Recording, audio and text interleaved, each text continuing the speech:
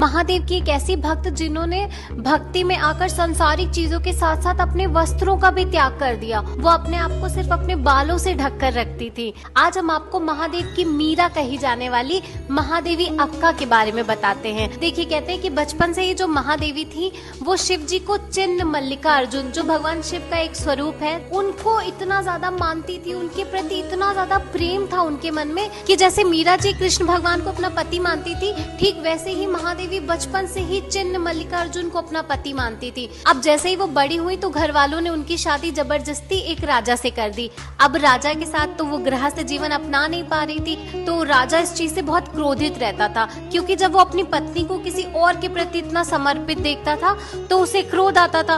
और जब भी वो महादेवी के पास जाने की कोशिश करे तो महादेवी उन्हें ये कह के दूर कर दे कि मेरा तो सिर्फ एकमात्र पति है, वो है महादेव, और मेरे पे सिर्फ और सिर्फ उनका ही अधिकार है। अब अपनी पत्नी के मुंह से इस तरह की बातें सुन के किसी को भी क्रोध आएगा, तो राजा भी एक बार बहुत क्रोधित हुए और भरी सभा में उन्होंने महादेवी का ऐसा अपमान किया कि पूछो नहीं। उनसे बोला कि अगर तुम मेरी नहीं हो, मैं तुम्हारा कुछ नहीं हूँ, शिव तुम्हारे पति हैं, तो तुम यहाँ पे जो ये सुख साधनों का भोग कर रही हो ये मेरा है। तो महादेवी ने कहा कि आज से मैं इन सारे सुख साधनों का त्याग करती हूँ। फिर उनके पति ने बोला कि ये जो वस्त्र पहने हैं ना, ये भी मेरे हैं। तो महादेवी ने उसी क्षण वस्त्रों का भी त्याग कर दिया और खुद को बालों से ढक लिया और वहां से चली गई। कुछ साल इधर उधर जंगलों में उन्होंने साधन किया। फिर वो श्री शैलम, जो मल्लिकार्जुन ज्योतिर्लिंग के पास एक आश्रम है, वहां पर पहुंची। वहां पर उनको अक्का नाम दिया गया। अक्का का मतलब होता है बड़ी बहन, और तब से ही उनका नाम महादेवी